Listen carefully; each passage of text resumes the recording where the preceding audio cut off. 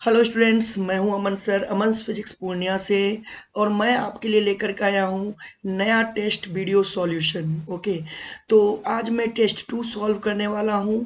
और ये जो चैप्टर है ना, ये आपका इलेक्ट्रोस्टैटिक यानी स्थिर वैद्युतिकी से रिलेटेड है। और इसमें जितने भी सवाल मैंने सेलेक्ट किए हैं आपके लिए इस क्वेश्चंस को डिस्कस करने के लिए, वो सारे क्वेश्चंस बहुत इंपॉर्टेंट रहने वाले हैं। मैं वीडियो सॉल्यूशन में आने वाले क्वेश्चन में बहुत सारे कनेक्टेड क्वेश्चंस के बारे में भी बताऊंगा। और इसीलिए ये सेशन आपके लिए बहुत इंपॉर्टेंट रहेगा। आप हमारे चैनल पे बने रहिए, इस वीडियो को अपने दोस्तों के साथ फटाफट शेयर कर दीजिए।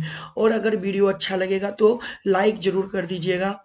चलिए, मैं बिना टाइम ख़राब किए हुए पहले स्टार्ट करता हूँ। पहले अपन लोग कुछ क्वेश्चन बनाते हैं, उसको सॉल्व करते हैं, और फिर आगे हम लोग बाद में कुछ बात करेंगे। ओके, तो पहला सवाल ये है कि 1/4πε0 इसका मान क्या होगा।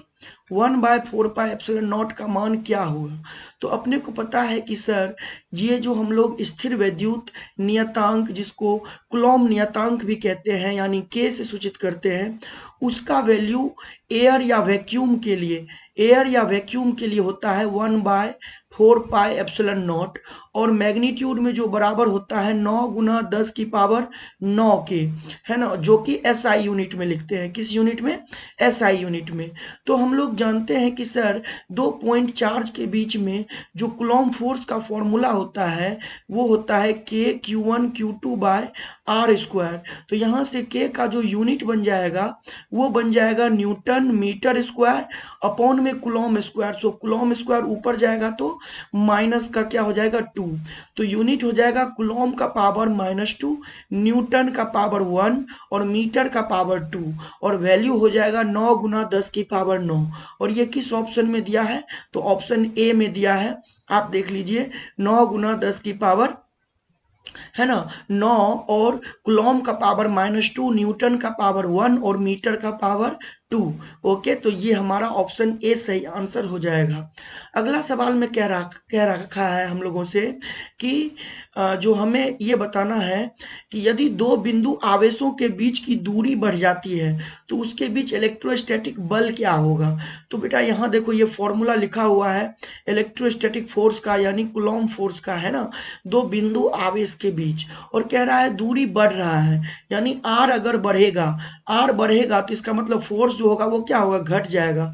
क्यों घटेगा? क्योंकि फोर्स जो है आर के स्क्वायर के इन्वर्सली प्रोपोर्शनल है। ओके ना, तो जब आर बढ़ेगा तो फोर्स घट जाएगा, यानी ऑप्शन क्या हो जाएगा? बी।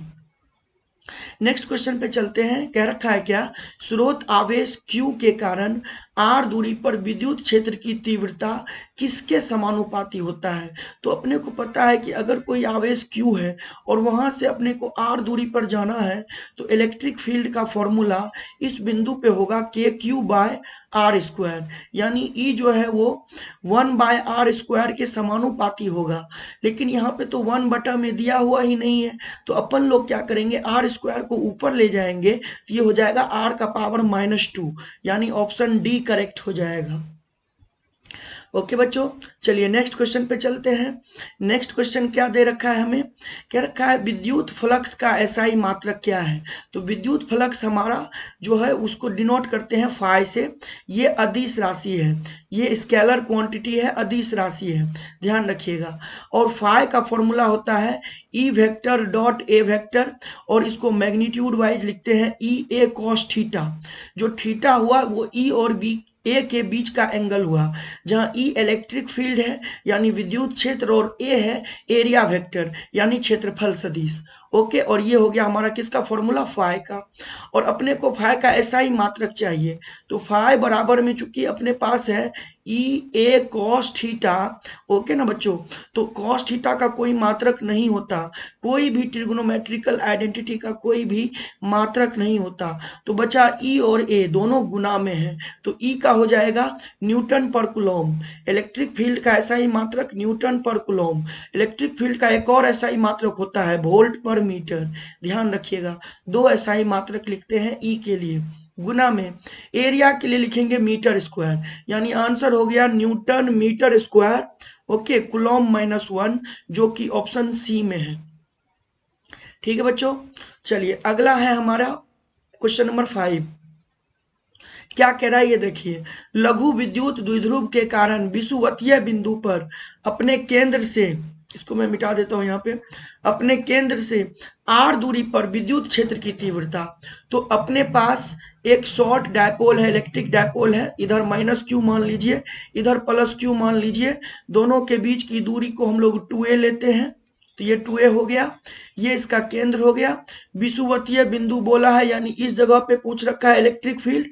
इलेक्ट्रिक डायपोल मोमेंट का डायरेक्शन होगा, यानी विद्युत द्विध्रुव आघूर्ण की दिशा होगी माइनस क्यू से प्लस क्यू की तरफ, और इलेक्ट्रिक फील्ड विषुवतीय बिंदु यानी यहाँ पे उसकी दिशा होगी P के अपोजिट डायरेक्शन में। तो पहले ये दिशा देख लीजिए, P और E एक दूसरे के एंटी पैरेलल है। क्या क्लियर है? यानी P वेक्टर और E वेक्टर के बीच का जो कोण होगा वो 180 डिग्री होगा इस केस में। ओके बच्चों, अब अपने को क्या कह रहा है, विद्युत क्षेत्र की तीव्रता का फॉर्मूला और शॉर्ट डायपोल, यहाँ से O से लेकर के इस दूरी को हम लोग R बोलते हैं, और शॉर्ट डायपोल का मतलब होता है R का मान A से बहुत बड़ा है। अब इस केस में जब हम लोग इलेक्ट्रिक फील्ड लिखते हैं तो इलेक्ट्रिक फील्ड का फॉर्मूला होता है KP/RQ विषुवतीय बिंदु में। विषुवतीय बिंदु पे E का जो फॉर्मूला होता है वो होता है KP/RQ, जहाँ पे P इलेक्ट्रिक डायपोल मोमेंट है और इसका फॉर्मूला होता है Q मल्टीप्लाई में 2A। तो याद करते चलिए, मैंने आपको बोला था कि जितने भी चीज कनेक्टेड होंगे वो सारा चीज डिस्कस करूंगा मैं क्वेश्चन सॉल्व करने के टाइम पे। इससे क्या होगा, आपका रिवीजन भी होता चलेगा। तो P जो है हमारा विद्युत द्विध्रुव आघूर्ण है और इसकी दिशा किधर से किधर, माइनस क्यू से प्लस क्यू की तरफ। तो यहाँ पे आप देख रहे हैं मैंने P वेक्टर का दिशा दिखाया हुआ है।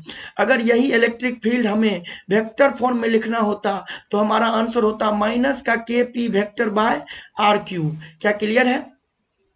ये वेक्टर फॉर्म में जब भी दिया हुआ रहेगा तो माइनस लगेगा, क्यों? क्योंकि P वेक्टर और E वेक्टर एक दूसरे के क्या है, विपरीत दिशा में है, जो कि आप देख पा रहे हो यहाँ।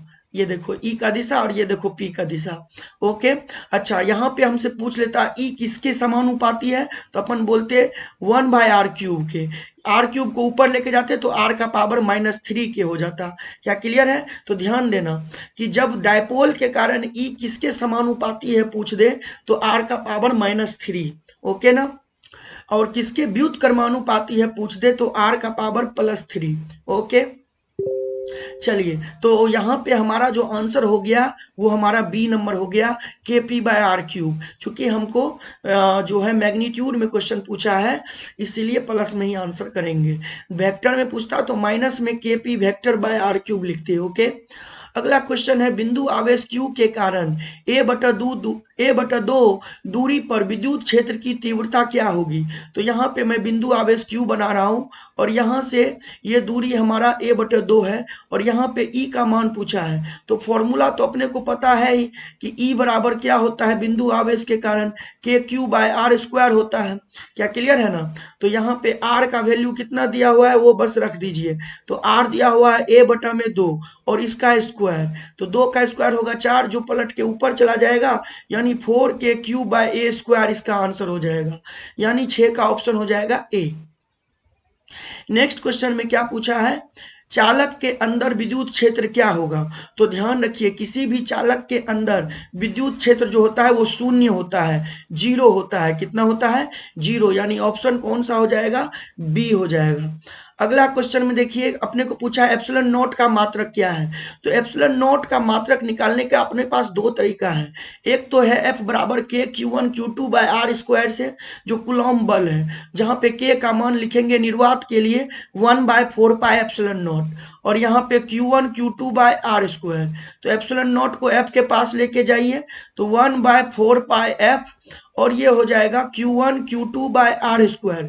तो यहाँ से 1/4 पाई का कोई मात्रक नहीं होगा, तो एप्सिलॉन नॉट का मात्रक हो गया, ऊपर में 2 चार्ज मल्टीप्लाई में है तो चार्ज का यूनिट होता है, SI यूनिट होता है कुलॉम। तो Coulomb into Coulomb, Coulomb square, upon में नीचे ये फोर्स रहा तो फोर्स का न्यूटन, और ये डिस्टेंस रहा R, तो R का मीटर, तो मीटर का स्क्वायर। ये हो गया SI यूनिट। बट इसमें ऑप्शन दिया हुआ ही नहीं है, इसमें ऑप्शन दिया हुआ ही नहीं है, चारों ऑप्शन में कोई नहीं। अब अपन क्या करेंगे, अब एप्सिलॉन नॉट का दूसरा तरीका तरीका देखेंगे। दूसरा तरीका क्या है, धारिता वाले चैप्टर में अपन पढ़ते हैं C बराबर में 4πε0 इंटू में R, तो एप्सिलॉन नॉट बराबर हो जाएगा C/4π इंटू में R, और ये क्या होता है, गोलीय चालक की धारिता का सूत्र है, ध्यान रखिएगा। तो यहाँ पे C/C है धारिता, धारिता का मात्रक होता है फैरेड, 4π का कोई मात्रक नहीं होगा, और R है उस गोलीय चालक की त्रिज्या जिसका मात्रक होगा मीटर, तो फैरेड पर मीटर, फैरेड पर मीटर किसमें है, ऑप्शन बी में, तो ये सही होगा, ध्यान से। अगला क्वेश्चन, अगला क्वेश्चन में क्या दे रखा है, किसी लंबे आवेशित, ये 2 बार लिखा गया है, इसको काट देते हैं, किसी लंबे आवेशित तार से 4 सेंटीमीटर की दूरी पर विद्युत क्षेत्र की तीव्रता 18 गुना 10 की पावर 4 न्यूटन पर कूलॉम है, तो रैखिक आवेश घनत्व क्या होगा, मतलब लेमडा का वैल्यू हमसे पूछा है। तो अपन लोग जानते हैं कि E बराबर होता है 2k लेमडा बाय R, ये होता है ना।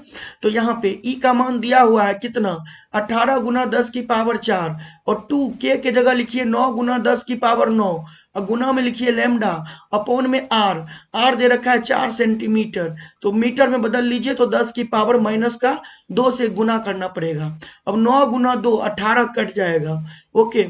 यहाँ पे है 10 की पावर 9, यहाँ है 10 की पावर 9, है ना, तो यहाँ 10 की पावर 9 है और यहाँ है 10 की पावर 4, तो 10 की पावर 4 जो है वो काट देगा 10 की पावर 9 से कितने बार में, 5 बार में। तो यहाँ पे अपने पास लेमडा का जो वैल्यू आ गया, मैं इधर लिखता हूँ, लेमडा बराबर क्या हो जाएगा, तो ये हो जाएगा 4 गुना 10 की पावर माइनस 2, ये जो 4 गुना डिनोमिनेटर यानी हर में जो है वो उस साइड चला गया, और बटा में क्या हो जाएगा 10 की पावर माइनस 5, ओके ना।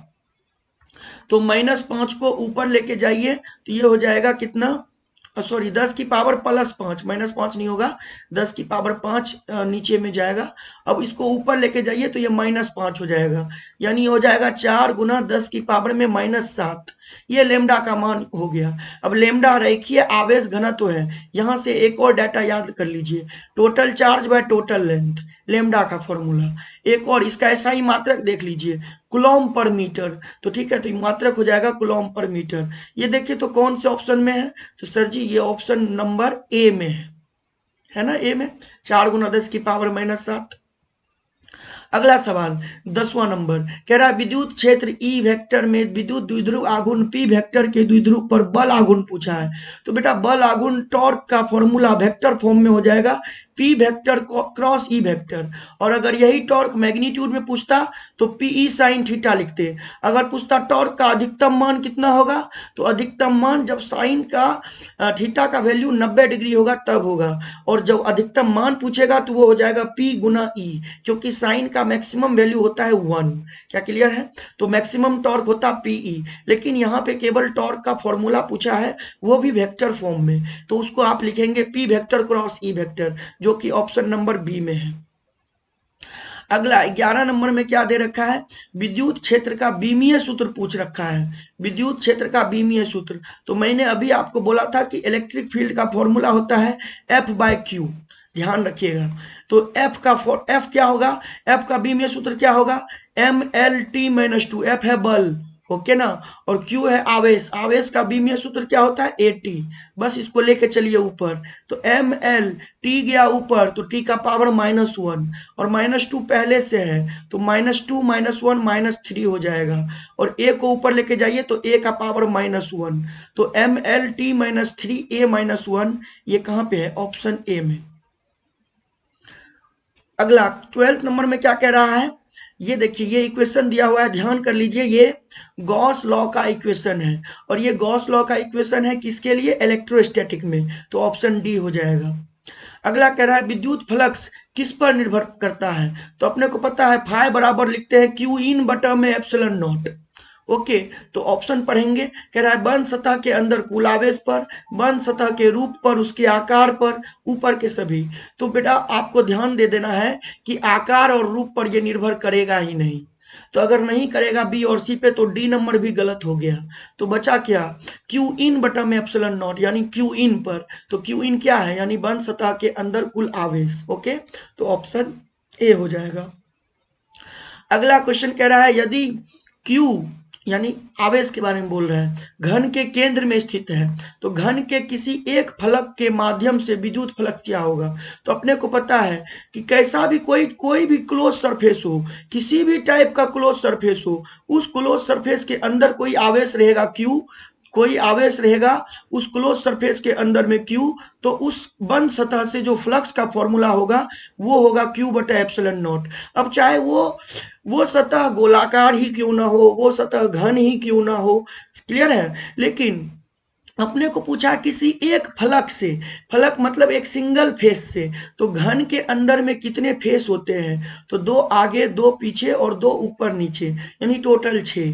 तो टोटल पूरे घन से है Q बटा एप्सिलॉन नॉट। तो एक फलक से कितना होगा? तो उसका छठवां हिस्सा, यानी Q/6 एप्सिलॉन नॉट। तो ऑप्शन क्या हो जाएगा? डी। अगला क्वेश्चन, आवेश के पृष्ठ घनत्व का एसआई मात्रक। देखिए पृष्ठ घनत्व यानी सरफेस चार्ज डेंसिटी के बारे में पूछ रखा है, जिसको सिग्मा से डिनोट करते हैं, और इसका फॉर्मूला होता है Q बटा में A। तो Q का हो गया कूलॉम और क्षेत्रफल का हो गया मीटर स्क्वायर। तो देख लीजिए कूलॉम पर मीटर स्क्वायर कहाँ है? ऑप्शन डी में। 16 नंबर क्या रखा है, क्या किसी गॉसियन सतह के अंदर -Q भी है, 2Q भी है, फिर अगेन -Q है, तो सतह से परिणामी विद्युत फ्लक्स क्या होगा? तो मैं ना क्या कर लेता हूँ, इसको फिलहाल मिटा देता हूँ यहाँ से, तो यहाँ स्पेस बन जाएगा अपना लोग के लिए डिस्कस करने के लिए, है ना। तो यहाँ पे अपने पास स्पेस हो गया।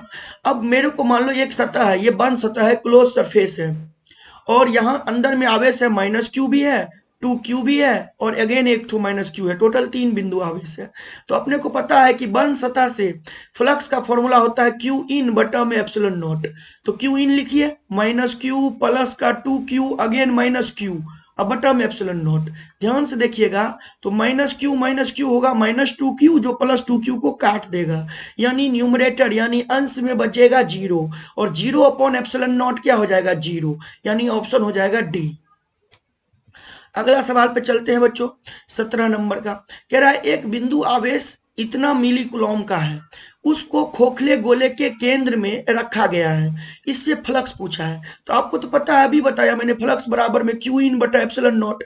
मैंने अभी बताया था कि ये आकार पर निर्भर, शेप पर निर्भर करता ही नहीं है, कैसा भी शेप हो, अगर वो बंद सतह से घिर गया है कोई बिंदु आवेश, तो फ्लक्स होगा Q इन बटा में एप्सिलॉन नॉट। क्या क्लियर है? तो यहाँ पे Q इन कितना आवेश बंद किया गया है? तो सर 8.85, और मिली है, मिली का मतलब 10 का पावर -3, इतना हो गया आवेश का मान। और एप्सिलॉन नॉट का वैल्यू क्या होता है? 8.85 गुना 10 की पावर -12। तो 8.85 कट जाएगा, -12 ऊपर गया +12, और 12 में से 3 गया तो कितना बचेगा? 9, यानी 10 की पावर 9 हो जाएगा। तो ऑप्शन हो जाएगा डी। ठीक है, चलिए अगला क्या रखा है, क्या जरा ध्यान से पढ़िएगा इसको। आवेशित पतली समतल चादर, एक पतली चादर है, उसके निकट विद्युत क्षेत्र की तीव्रता पूछा है। तो ये लीजिए, ये रहा चादर, ठीक है। अब ये सतह हो गया, इस पे पृष्ठीय आवेश घनत्व होगा सिग्मा, और यहाँ से किसी भी दूरी पर अगर मुझे इलेक्ट्रिक फील्ड पूछ दे तो आंसर लिखेंगे अपन लोग सिग्मा/2 एप्सिलॉन नॉट। और यहाँ ध्यान देने वाली बात पता है क्या है? ये जो ई होता है ना, ये आर पर डिपेंड ही नहीं करता, आर पर डिपेंड नहीं करता, आर पर डिपेंड नहीं करता। इसका मतलब ई का वैल्यू कितनी भी दूरी पर हम बात करेंगे, इस समतल चादर से कितनी भी दूरी पर, चाहे बाएं चाहे दाएं, चाहे इधर में बात करूं चाहे इधर में बात करूं, ई का वैल्यू सिग्मा/2 एप्सिलॉन नॉट ही होगा। इसका मतलब ये हुआ कि ई कांस्टेंट होगा। ध्यान से, कांस्टेंट मतलब यूनिफॉर्म इलेक्ट्रिक फील्ड होगा। तो ये भी क्वेश्चन पूछा जा सकता है कि समतल चादर अगर आवेशित है तो उसके कारण विद्युत क्षेत्र कैसा होगा? तो एक समान विद्युत क्षेत्र होगा। तो पहले तो अपन इसका आंसर कर देते हैं, ऑप्शन ए हो जाएगा। अगला क्वेश्चन पढ़ लेते हैं, कह रहा है क्या, कह रहा है क्या 2 कूलॉम के आवेश को 0.5 मीटर से विस्थापित करने में किया गया कार्य 10 जूल है। तो दोनों बिंदुओं के बीच विभवांतर, तो W बेटा हम लोग जानते हैं कि डेल्टा V विभवांतर बराबर में होता है W बटा में Q। तो अपना लोग को W दिया हुआ है 10 जूल, और आवेश है 2, 2 से 10 को कटा दो, 5 बार में कटा, यानी 5 वोल्ट हो जाएगा, यानी ऑप्शन सी। विभवांतर का फॉर्मूला W/Q याद रखिए। अगला, विद्युत विभव प्रवणता का एसआई मात्रक पूछा है। तो एसआई मात्रक जब हम लोगों से पूछा है विद्युत विभव प्रवणता का, तो अपन लोग विद्युत विभव प्रवणता बोलते किसको है? तो डीवी बाय डी एक्स को ध्यान रखो, डीवी बाय डी एक्स को बोलते हैं विद्युत विभव प्रवणता। अब इसका एसआई मात्रक, तो ऊपर में डीवी है यानी विभव, तो विभव का वोल्ट होता है, नीचे डी एक्स है तो दूरी यानी वोल्ट पर मीटर, ठीक है ना, तो वोल्ट पर मीटर। और ई ही बराबर होता है हमारा माइनस का डीवी बाय डी एक्स के, याद रखिएगा। तो ई का भी यूनिट हो जाता है वोल्ट पर मीटर, और यही यहीं से होता है। ओके। अगला, किसी आवेश को एक समविभव सतह पे, समविभव सतह मतलब ऐसा सतह जिसके प्रत्येक बिंदु पर विद्युत विभव का मान समान हो, तो समविभव सतह पर एक बिंदु से दूसरे बिंदु तक ले जाने में किया गया कार्य क्या होगा? तो अभी मैंने बताया था कि डेल्टा वी बराबर में डब्ल्यू बटा में क्यू। इस बार मुझे कार्य पूछा है, तो यानी क्यू गुना डेल्टा वी। और चूंकि सतह जो है वो सम विभव है, तो यानी विभवांतर होगा जीरो, तो क्यू गुना जीरो हो जाएगा जीरो, यानी आंसर हो जाएगा सी। नेक्स्ट क्वेश्चन पूछा है, निर्वात में 1 मीटर की दूरी पर रखे गए दो 1 माइक्रोकूलम के आवेश हैं, उनके बीच स्थिर विद्युत ऊर्जा पूछा है। तो अपने को पता है कि अगर दो बिंदु आवेश हो Q1 और Q2 और उनके बीच की दूरी हो R, तो इनके बीच स्थिर विद्युत ऊर्जा का फॉर्मूला होता है K Q1 Q2 bye R। और ध्यान रखना है यहाँ एक बात को कि Q1 और Q2 को आवेश के चिन्हों के साथ लिखते हैं। अगर धनात्मक है तो प्लस के साथ लिखेंगे, ऋणात्मक है तो माइनस के साथ। अगर एक प्लस है बिंदु आवेश, एक धनात्मक है और एक ऋणात्मक है, तो स्थिर विद्युत ऊर्जा जो होगा वो ऋणात्मक होगा। क्या क्लियर है? दोनों प्लस है तो धनात्मक होगा, दोनों माइनस है तो धनात्मक होगा। ओके ना? तो यहाँ पे के जगह में लिखेंगे अपन 9 गुना 10 की पावर 9, और Q1 Q2 एक माइक्रोकूलम है, माइक्रो के बदले में 10 की पावर 6, ध्यान रखो। और Q1 हो गया ये, और Q2 में अगेन 10 की पावर माइनस 6, अपॉन में R है 1 ही मीटर, तो एक को एक ही रहने देंगे, मीटर में है, एसआई में ऑलरेडी है। अगर सेंटीमीटर में होता तो मीटर में बदलते, तो खैर यहाँ बदलने की जरूरत नहीं पड़ी अपने को। तो 9 गुना, यहाँ है 10 की पावर 9, है ना, और यहाँ है 10 की पावर माइनस 6, तो 9 में से 6 गया तो हो जाएगा 3, और 3 में से अगेन यहाँ 10 की पावर माइनस 6, तो 3 में से 6 गया तो 10 की पावर माइनस 3, तो ये हो गया 9 गुना 10 की पावर माइनस 3 जूल। क्योंकि अपने को ऊर्जा पूछा था ना, ऊर्जा का मात्रक जूल होता है। ठीक है बच्चों, तो कैसा लग रहा है वीडियो सेशन? जरूर इसको बारे में कमेंट करें, आप लोगों का कमेंट नहीं आता है। और लाइक करिए, वीडियो पे लाइक भी नहीं है, मैं बहुत कम लाइक देख रहा हूँ। और आपको इस तरह से इतना सारा चीज़ बता रहा हूँ, कितना रिवीजन हो रहा होगा आपका, और आपको एग्जाम में पक्का काम देगा, ये बात जान लीजिए। और सभी लोग इस वीडियो को देखने के साथ पहला काम ये करिए कि अपने स्टेटस पे शेयर कर दीजिए। इससे क्या होगा कि हमारा भी थोड़ा व्यू बढ़ जाएगा, और हमको भी थोड़ा लाइक वाइक मिलेगा, तो थोड़ा हमको भी मोटिवेशन मिलेगा। जैसे आपको मैं मोटिवेट कर रहा हूँ, उसी तरह से हमको आपके शेयर से मोटिवेशन मिलेगा। ओके बच्चों, चलिए मैं आगे बढ़ता हूँ, इसको मिटा देता हूँ, यहाँ जगह क्लियर हो जाएगा इस क्वेश्चन के लिए। चलिए नेक्स्ट क्वेश्चन में है, स्थिर विद्युत क्षेत्र में किसी बिंदु पर भी दिया हुआ है, तो अपने को इस बिंदु पर विद्युत क्षेत्र पूछा है। तो मैंने अभी बताया था E बराबर में माइनस का dV बटा dx। चूंकि वेक्टर फॉर्म में पूछा है तो यहाँ पे आई कैप भी लगाएंगे, आई कैप, x के लिए आई कैप। ओके, तो यहाँ पे डिफ्रेंसिएशन करना है और कुछ नहीं, तो d बटा में dx, और v के जगह में क्या लिखिएगा 4x स्क्वायर और साथ में आई कैप। तो पहले 4 को बाहर कर दीजिए, x स्क्वायर का x के रिस्पेक्ट में डिफ्रेंसिएशन 2x होगा, साथ में आई कैप, ये हो गया माइनस का 8x आई कैप। अब x का वैल्यू यहाँ देखिए 1 दिया हुआ है, तो x के जगह 1 रख दीजिए, तो इतना आई कैप हो गया इलेक्ट्रिक फील्ड का वैल्यू, यानी इलेक्ट्रिक फील्ड हो गया माइनस का 8 आई कैप। तो देखिए, तो माइनस का 8 आई कैप कहाँ दिया हुआ है? ऑप्शन डी में। क्या क्लियर है? देख लीजिए स्क्रीन पे। अब मैं इसको मिटाने वाला हूं क्योंकि अगले क्वेश्चन में, अच्छा यहाँ पे ज्यादा जरूरत नहीं पड़ेगी। तो अगले क्वेश्चन में क्या कह रहा है, एक समान विद्युत क्षेत्र में रखे गए द्विध्रुव की स्थिर विद्युत ऊर्जा होती है। तो ये तो बहुत ही आसान सवाल हो गया। तो U बराबर क्या होता है बेटा, minus P E cos theta, और इसको ऐसे भी लिखते हैं minus P vector dot E vector, ध्यान रखिएगा। अगला, विद्युत क्षेत्र और विद्युत विभव के बीच में क्या संबंध है? अभी मैंने कराया था, ई बराबर में minus dV by d r. Okay ना, ऑप्शन ए हो जाएगा। तो चलिए, तो फटाफट हो गया। अगला नंबर, आवेशित गोलीय चालक के अंदर विद्युत विभव क्या होता है? विद्युत विभव पूछा है। विद्युत क्षेत्र पूछता तो आंसर जीरो करते, क्योंकि चालक है तो चालक, लेकिन यहाँ विद्युत विभव पूछा है तो ई जीरो है। ई जीरो है मतलब भी जो होगा, विद्युत विभव जो होगा वो हर जगह एक समान होगा, तो ऑप्शन बी सही हो जाएगा। इसकी सतह पर सर्वत्र जो है समान होता है। ओके, अगला क्वेश्चन देखिए कितना अच्छा है। विद्युत विभव का बीमीय सूत्र, तो V का फॉर्मूला क्या होता है? W बटा में Q, और W का बीमीय सूत्र होता है Ml2T-2, और चार्ज का क्या होता है? AT। तो बस अब इकट्ठा कर दीजिए, एक जगह ऊपर लेके जाइए, तो Ml2, T ऊपर गया तो -1 हो जाएगा, तो -2 -1 -3, और A ऊपर गया, A ऊपर गया तो A का पावर -1, तो Ml2T-3, A-1। ओके, एक बार मुझे इलेक्ट्रिक फील्ड का चेक कर लेने दीजिए, कहीं मैंने गलती तो नहीं कर दिया है। अच्छा, यहाँ पे, हाँ, यहाँ पे E बराबर में, हाँ ठीक तो है, सही है, Ml-T-3, A-1, सही है, सही है, गलती नहीं है, सही है। और यहाँ पे Ml2 है, ठीक है, ठीक है, बिल्कुल सही है। मैंने सोचा कहीं सिली मिस्टेक तो नहीं हो गया, बट कोई नहीं, मिस्टेक नहीं हुआ है। चलिए आगे बढ़ते हैं। वायु में गोलीय चालक की धारिता किसके समानुपाती है? अभी मैंने बताया था, गोलीय चालक की धारिता का फॉर्मूला होता है C बराबर में 4πε0 इंटू आर। तो किसके समानुपाती हो गया? आर के, यानी गोले की त्रिज्या के। चलिए अगला, 4 संधारित्र हैं जिसमें प्रत्येक की धारिता जो है ना वो 16 फैरेड है, यहाँ गलती लिखा गया है, 16 फैरेड है।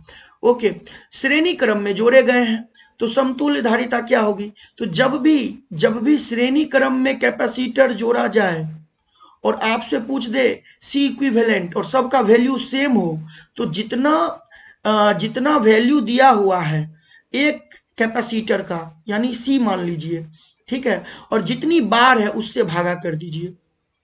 ओके, यही समांतर क्रम में रहता तो उतना से गुना करते, और 4 बार है तो 4 से भागा। ओके, तो 16 बटा में 4, तो 4 से 4 बार में कट जाएगा, यानी 4 फैरेड हो जाएगा। तो यहाँ जो है कुलॉम मात्रक गलत लिखा गया है, तो यहाँ सब जगह फैरेड कर देना होगा, और ऑप्शन हो जाएगा ए।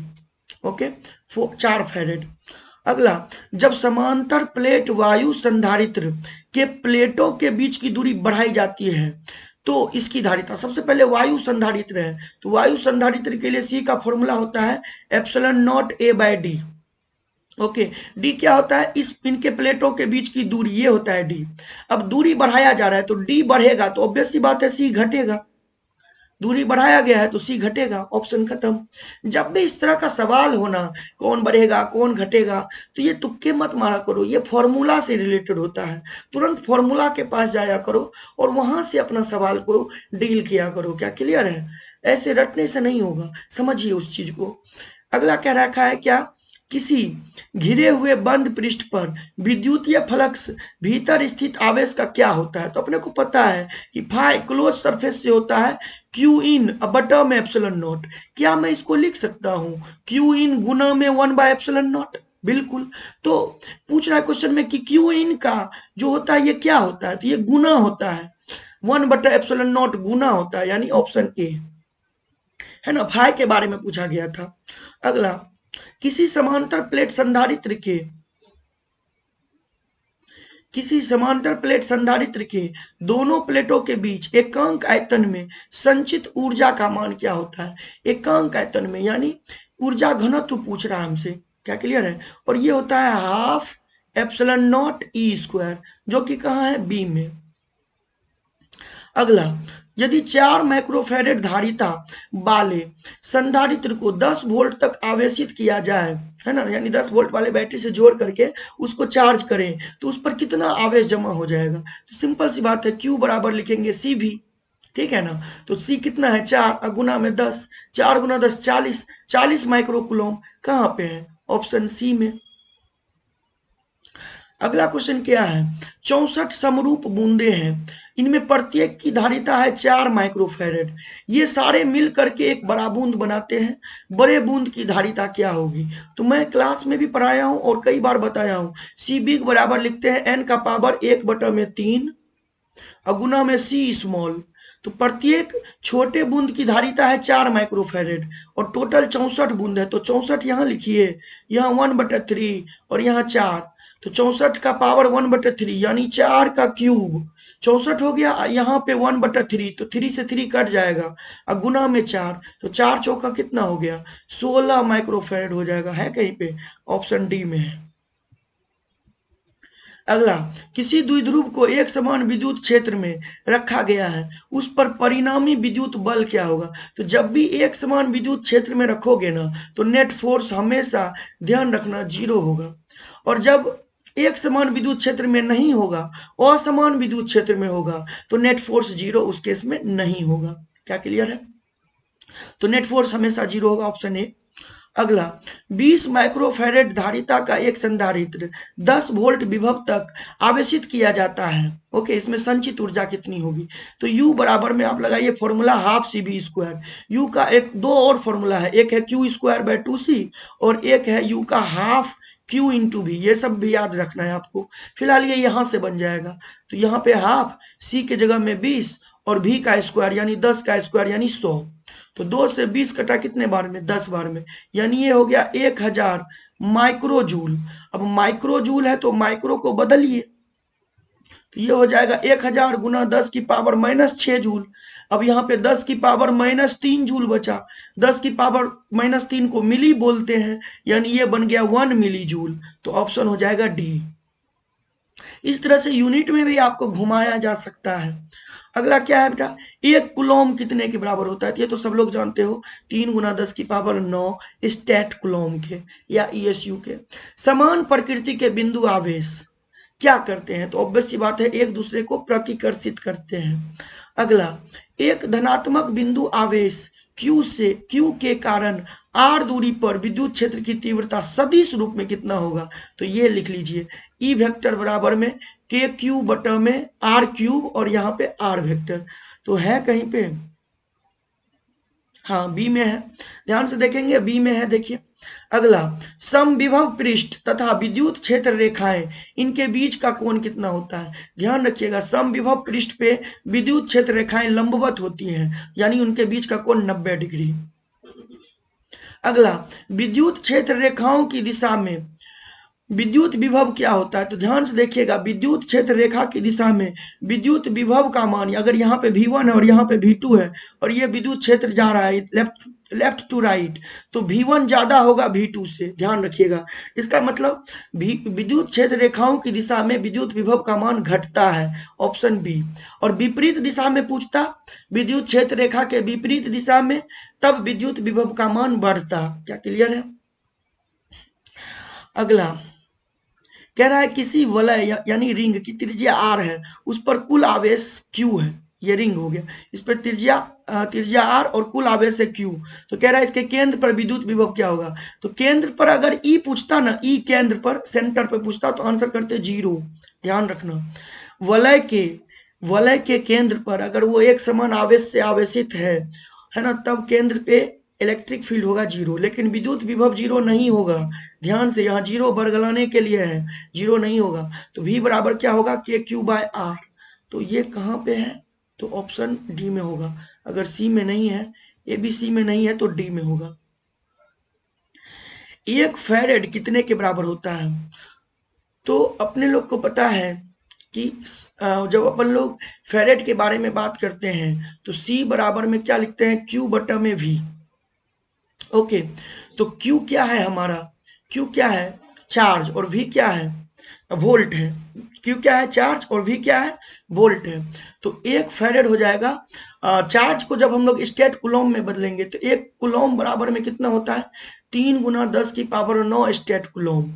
ओके, और 1 वोल्ट होता है 1 बटा में 300 स्टेट वोल्ट, तो वो ऊपर चला जाएगा 1/300, ये होगा 3 गुना 10 की पावर 9 स्टेट कुलोम, ठीक है ना। और वोल्ट हो जाएगा 1 बटा में 1 बटा में 300 स्टैट वोल्ट, ठीक है। दोनों सीजीएस यूनिट में हो गया। अब 300 को ऊपर लेकर के जाओ तो 3 तिया 9, 2 जीरो जो है 10 की पावर 9 को 11 बना देगा, यानी ऑप्शन ए 9 गुना 10 की पावर 11 स्टेट फैरेड।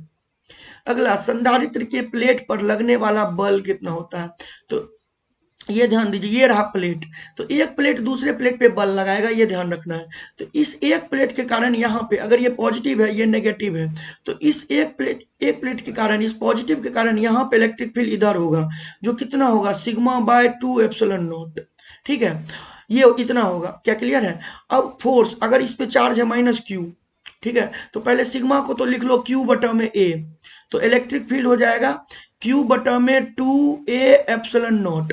अब चूंकि चार्ज नेगेटिव है तो फोर्स इलेक्ट्रिक फील्ड के अपोजिट होगा, क्या क्लियर है? तो फोर्स अपोजिट होगा, तो डायरेक्शन में बता दिया।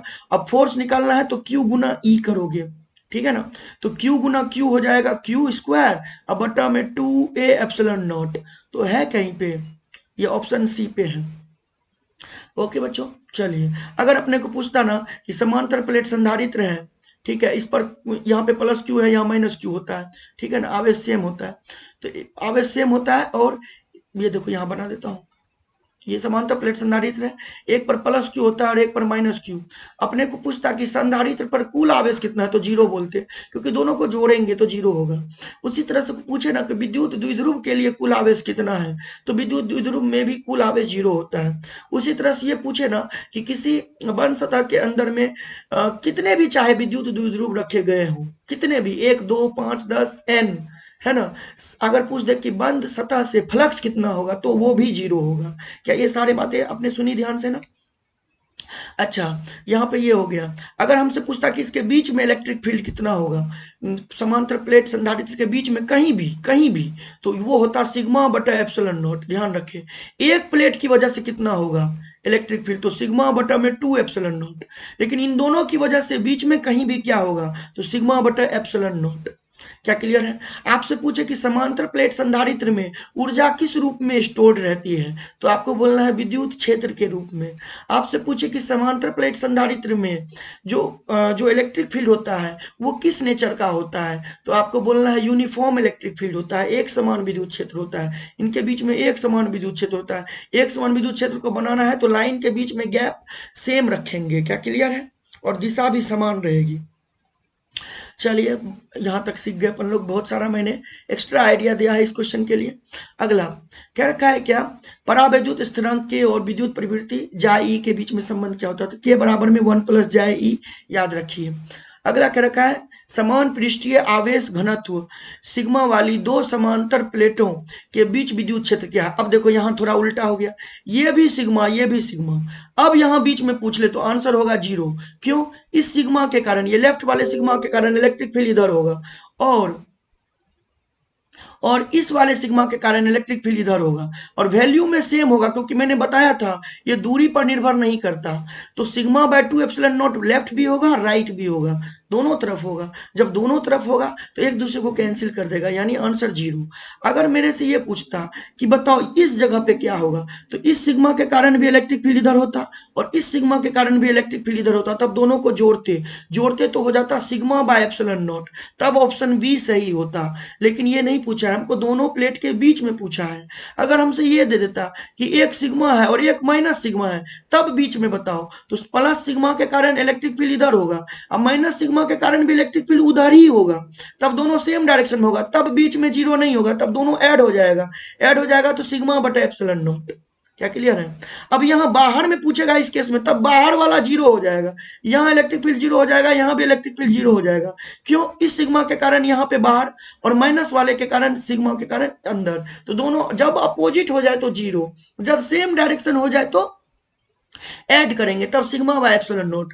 प्लस होगा तो दूर लेना है इलेक्ट्रिक फील्ड, यानी उससे अवे लेना है, और माइनस होगा तो उसकी तरफ लेना है, दिशा की बात कर रहा हूं मैं, ठीक है। तब कंफ्यूजन ही सारा खत्म। और ये आर पर निर्भर नहीं करता, ई बराबर सिग्मा बाय 2 एप्सिलॉन नॉट किसी समतल चादर के कारण होता है जो आवेशित हो। क्या क्लियर है ना? अगला, जब समांतर प्लेट संधारित्र के प्लेटों के बीच की दूरी कम हो जाती है तो नहीं धारिता क्या होगी, तो देखो अपने को पता है सी बराबर एप्सिलॉन नॉट ए बटा में डी, अब डी कम होगा तो सी बढ़ जाएगा, तो ऑप्शन होगा बी। अगर कहे कि समांतर प्लेट संधारित्र के बीच में कोई परावैद्युत पदार्थ रख दिया गया जिसका परावैद्युत अंक k है, तब कहेगा नई धारिता क्या होगी, तो आंसर लिखना है k epsilon not a by D. कभी कभी k के जगह एप्सिलॉन r बोल के दे देगा, तो आप आंसर लिखना है epsilon r epsilon not a बटे डी। ये होगा सी का फॉर्मूला। आपसे कभी पूछेगा क्या परावैद्युत पदार्थ रखने पर धारिता में क्या चेंजेज हुआ, तो धारिता k गुना बढ़ जाएगा। सिंपल। क्या क्लियर है? अगला, किसी समांतर प्लेट संधारित्र के प्लेटों का क्षेत्रफल ए, दूरी जो है डी है, प्लेटों के बीच एक परावैद्युत पदार्थ भरा गया है जिसका परावैद्युत अंक के है, तो धारिता क्या होगी? अभी मैंने लिखा है के epsilon not a by D, यानी ऑप्शन सी। त्रिज्या आर वाले विलगित गोलीय चालक की धारिता क्या होगी? तो ऑप्शन ए, सी बराबर में 4 पाई एप्सिलॉन नॉट आर। ठीक है। 50 नंबर, समांतर प्लेट संधारित्र के अंदर ऊर्जा किस रूप में जमा होती है? तो विद्युत क्षेत्र के रूप में। ठीक है। संधारित्र की धारिता किस पर निर्भर करती है?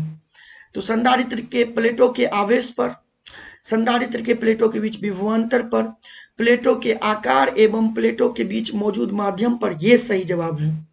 आवेश भले सी बराबर में क्यू बटा भी है, लेकिन इस पर निर्भर ही नहीं करता सी निर्भर कर रहा है epsilon not epsilon R A बटे डी, यानी माध्यम, क्षेत्रफल, प्लेटों के बीच की दूरी। ठीक है ना? तो इस पे ओके।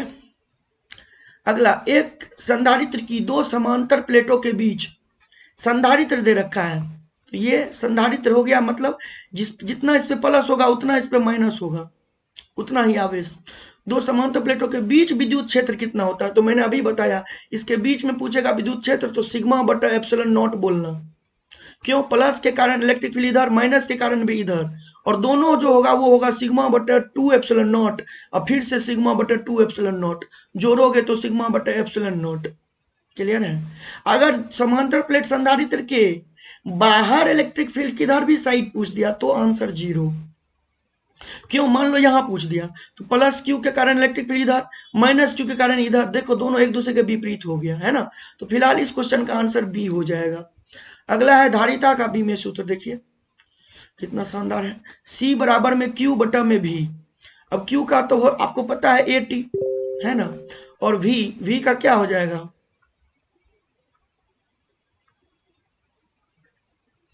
वी का हो जाएगा डब्ल्यू बटा में क्यू, तो क्यू अगेन ऊपर चला जाएगा, तो ये बन जाएगा A2T2, क्योंकि क्यू ऊपर आ गया है, क्यू का AT है, और डब्ल्यू का हो जाएगा ML2T-2, तो M ऊपर गया तो M-1, L2 ऊपर गया तो -2, है ना, T-2 ऊपर गया तो क्या हो जाएगा?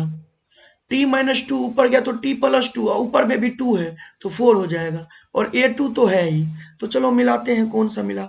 M के पावर में -1, L पे -2, T पे 4, F2, ये देखो A ही मिल गया। विद्युत द्विध्रुव के विषुवतीय बिंदु पर विद्युत विभव होता है, ध्यान रखिएगा 0 होता है। ओके, और अब अपन लोग लास्ट दो सवाल, है ना। अच्छा, विषुवतीय बिंदु पे भी 0 हुआ, भी 0 हुआ। अगर अक्षीय बिंदु पे पूछता तब तो फॉर्मूला होता KP बाय आर स्क्वायर, और अगर पूछता जनरल पॉइंट पे तो KP cos theta by r square. क्या क्लियर है? अगर ई पूछता विषुवतीय बिंदु पे तब तो आंसर होता KP बाय आर क्यूब। विद्युत द्विध्रुव की बात हो रही है। अगर ई पूछता क्या कहते हैं अक्षीय बिंदु पे तो 2KP बाय आर क्यूब।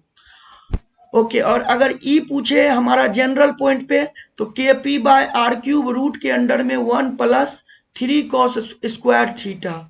और इसमें और क्या बता दूं? चलो इतना काफी है ना। अगला, विद्युत विभव प्रवणता का बीमीय सूत्र ये लो। डीवी बटा डीएक्स को ही विद्युत विभव प्रवणता बोला जाता है। इसका बीमीय सूत्र मतलब ई का बीमीय सूत्र इलेक्ट्रिक फील्ड का, यानी ये किसके बराबर होगा? विद्युत क्षेत्र के। अगला, लंबे आवेशित तार के कारण विद्युत क्षेत्र की तीव्रता क्या होती है? तो ये लीजिए तार, ये आवेशित तार है, ये देखिए ये भी आ ही गया, सारा कवर करा दिया मैंने। तो ई का फॉर्मूला, अगर ये लैम्डा कूलम्ब पर मीटर है तो ई होता है 2K लैम्डा बाय आर। अब आर बढ़ेगा तो ई घटेगा, है ना। तो तार से दूरी कम होने पर घट जाती है, तो गलत बात हो गया। तार से दूरी बढ़ने पे घटेगा, तार से सभी दूरी पर समान रहता है, ये भी गलत। तार से दूरी बढ़ने पर बढ़ता है, ये भी गलत। ई का मान पूछ रहा है। तार से दूरी बढ़ने पर घट जाता है, करेक्ट। आर बढ़ेगा तो ई घटेगा, क्योंकि ई और आर एक दूसरे के व्युत्क्रमानुपाती है, तो ऑप्शन डी। तो टोटल मैंने 56 क्वेश्चन लिया आप लोगों के लिए, जैसा कि आप देख पा रहे हैं। और मैंने 56 भले सवाल लिए, लेकिन मैंने लगभग 100-150 सवाल आपको इस वीडियो के माध्यम से पूरा कंप्लीट कराया है ना। पूरा रिवीजन मैंने आपको कराया है। अगर आप थोड़ा भूल भूल जाते हैं तो एक दो बार वीडियो को और देख लीजिए, लेकिन जो काम अभी तक आप नहीं किए हैं वो पहले कर दीजिए। लाइक करिए, शेयर कर दीजिए, और चैनल सब्सक्राइब नहीं किए हैं तो वो कर लीजिए, क्योंकि आपको तभी नया नोटिफिकेशन मिलेगा। नोटिफिकेशन ऑन जरूर कर लीजिएगा। हमारा कोचिंग सेंटर अमन्स फिजिक्स पूर्णिया, अनंत केमिस्ट्री और अन्ना बायोलॉजी, हमारे यहाँ सब कुछ है available, physics chemistry biology Purnia में। ओके, हमारा ये ब्रांच जो है, मेन ब्रांच जो है वो रंगभूमि चौक पे है, तो वहाँ आकर के आप इंक्वायरी के लिए बात कर सकते हैं। आप अपने जूनियर को भी रेकमेंड कर सकते हैं। और हम बैच 12th का जल्दी स्टार्ट करने वाले हैं, तो आप कॉलेज कोचिंग पे आकर के एक दो क्लास डेमो भी ज्वाइन कर सकते हैं। इससे ज़्यादा हम डेमो क्लास नहीं देते हैं। एक दो क्लास आकर के डेमो क्लास ज्वाइन करिए, एडमिशन कराइए, और पढ़ाई एकदम बिल्कुल मस्ती से करिए। हमारी तरफ से फुल सपोर्ट रहता है। रेगुलर हम टेस्ट लेते हैं और समय पे सारा चीज़ कंप्लीट कराते हैं, और हर वक्त आपको बिल्कुल किसी भी टाइम आपको हम सहयोग देंगे। आपके पढ़ाई में आपको कोई भी दिक्कत आने नहीं देंगे, ये अमन सर का वादा है। और आप बने रहिए अमन फिजिक्स पूर्णिया पे, अपना प्यार देते रहिए। Thank you so much. Thank you.